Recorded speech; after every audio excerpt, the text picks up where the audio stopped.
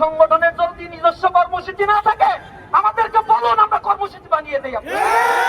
কর্মসূচি নাই, সারাক্ষণ শুধু ট্যাগিং আর বুলিং, হাত দায় চাপানোর রাজনীতি নিয়ে এই ছাত্র সমাজ আপনাদেরকে আর পছন্দ করবে না। বিশ্ববিদ্যালয় ভিসি প্রশাসন যখন আমাদের ডাকে 20টা ছাত্র সংগঠন একসাথে 3 ঘন্টা মিটিং করলে 2.5 ঘন্টা পরে 3 ঘন্টা শুধু ছাত্র শিবিরকে নিয়ে বক্তব্য রাখে তারা।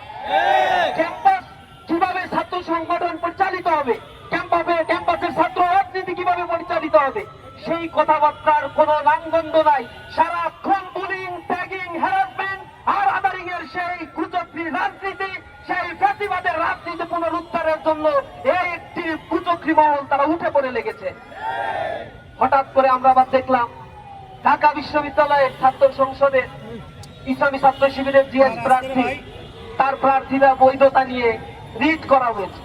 রিট করা হলো একটা ইস্যু নিয়ে, আর রিট করার সেখানে আদেশ দেওয়া হলো টাকসু ইলেকশনকে পিছিয়ে দিতে হবে। কি কারণে, কার ইশারায় এই কাজটা করা হয়েছে? আমরা মনে করছি লন্ডনের ইশারায় এই জাতীয় কার্যক্রম করতে হবে। যেহেতু ঢাকা বিশ্ববিদ্যালয়ে ইলেকশন হওয়ার পেছনে নানা ধরনের ষড়যন্ত্র করে যখন তারা দেখছে আর হয় না, তখন তারা অন্য রকমের একটি চক্রান্তে মেতে উঠেছে। চেম্বার জজ যখন এইটাকে স্থগিত করেছে, তারা ক্যাম্পাসে আন্দোলন করছে। আন্দোলন করে তাদের বক্তব্য যে প্রশাসন আইনজীবী হিসেবে কাকে নিয়োগ দিল, অথচ সেই আইনজীবী কিন্তু হঠাৎ করে যে সংকট তৈরি হয়েছে আধা ঘন্টার মধ্যে সেই সংকটের সমাধান করে দিয়েছে।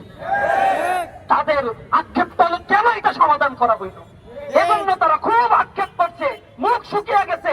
তাদের চক্রান্ত যে বাস্তবায়ন হয় নাই, এজন্য হাতে ঘা লেগেছে, কষ্ট পেয়েছে তারা।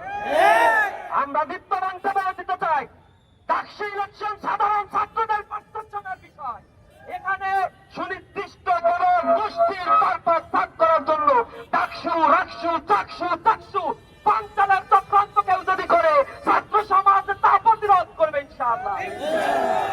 ছাত্রীদের শ্লীলতাহানি করা হচ্ছে, হেনস্থা করা হচ্ছে। আমরা অবাক হয়ে যাই। এই যে ছাত্রী, ঢাকা বিশ্ববিদ্যালয় এতদিন বলতো ঢাকা বিশ্ববিদ্যালয়ে ছাত্র শিবির ছাত্রীদের প্রমোট করে না। যখন ডাকসু ইলেকশনে প্যানেল দিল, তাদের ছবিগুলোকে বিকৃত করলো তারা।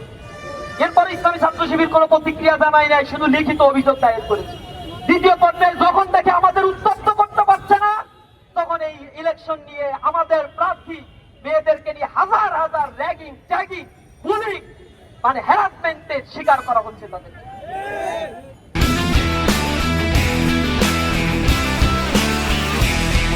তাতে তাদের কোন ধরনের মুখ থেকে কথা বের হয় না, অথচ কার নামে কি ধরনের পোস্ট দেওয়া হয়েছে তার দায় চাপিয়ে ইসলামী ছাত্র শিবিরের বিরুদ্ধে তারা আন্দোলন করছে, তারা তাদের মতো কর্মসূচি পালন করছে। একটা ছাত্র সংগঠনের যদি নিজস্ব কর্মসূচি না থাকে আমাদেরকে বলুন, আমরা কর্মসূচি বানিয়ে দেই। কর্মসূচি নাই, সারাক্ষণ শুধু ট্যাগিং আর বুলিং, হাত দায় চাপানোর রাজনীতি নিয়ে এই ছাত্র সমাজ আপনাদেরকে আর পছন্দ করবে না। আমরা নারী হেনস্থাকারীর বিরুদ্ধে শাস্তির জন্য গতকাল রাতে সংবাদ সম্মেলন করে প্রশাসনের কাছে অভিযোগ দায়ের করেছি। অনতি বিলম্বে তাকে ধরতে হবে, শাস্তির আওতায় আনতে হবে। তার ইশারায় এই জাতীয় ট্যাগিং করা হয়েছে। জগন্নাথ বিশ্ববিদ্যালয়ে আমরা তাদের দলের একজন নেতাকে দেখেছি অশ্লীল ভাষায় ইসলামী ছাত্র শিবিরের প্যানেলের মেয়েদেরকে হেনস্থার শিকার করা হচ্ছে। চট্টগ্রাম বিশ্ববিদ্যালয়ে সেখানে স্থানীয় সন্ত্রাসীরা ছাত্রদের উপরে হামলা করেছে, প্রশাসন নির্লিপ্ত। আমরা অবাকভাবে দেখছি বাংলাদেশ কৃষি বিশ্ববিদ্যালয়ের ছাত্ররা যৌক্তিক আন্দোলন করছে, সেখানে তাদের উপরে হামলা করা হচ্ছে। ক্যাম্পাসগুলো জুলাই পরবর্তী এখনো পর্যন্ত ইন্টারিম নিশ্চিত ছাত্রদের নিরাপত্তা নিশ্চিত করতে ব্যর্থ হয়েছে। আমরা লজ্জিত। আমরা ক্যাম্পাসে ছাত্রদের অধিকার ফিরে আসার জন্য ছাত্র বান্ধব কর্মসূচিতে বিশ্বাসী। আমরা বিশ্বাস করি প্রতিটা ক্যাম্পাসে যদি ছাত্র সংসদ নির্বাচন হয়ে নির্বাচিত প্রতিনিধিদের হাতে ক্ষমতা হস্তান্তর হয়, তাহলে ক্যাম্পাসে কেউ তাদের নিজস্ব এজেন্ডা বাস্তবায়ন করতে পারবে না। আমরা উদ্বেগের সাথে বলছি, 1990 সালের পরে একটা দল 10 বছর ক্ষমতায় ছিল, কিন্তু 10 বছরের মধ্যে একটা ক্যাম্পাসে তারা ছাত্র সংসদ নির্বাচন দেয় নাই। তারা আবার 90-এ ফিরে যেতে চায়। 2002 সালে তারা এই ঢাকা বিশ্ববিদ্যালয় শিক্ষার্থীদের উপর কেমন বর্বর আচরণ করেছিল তার সাক্ষী এদেশের মিডিয়াগুলো, তার সাক্ষী এখনো বেশি বেড়ায়।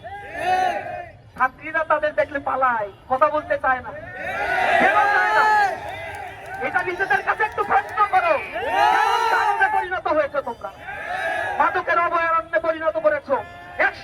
অনেকটা ঘটনা ঘটেছে যেখানে ছাত্রলীগ ছাত্র দলে পুনর্বাসিত হয়ে এর অপকর্মের সাথে তারা জড়িত হয়েছে।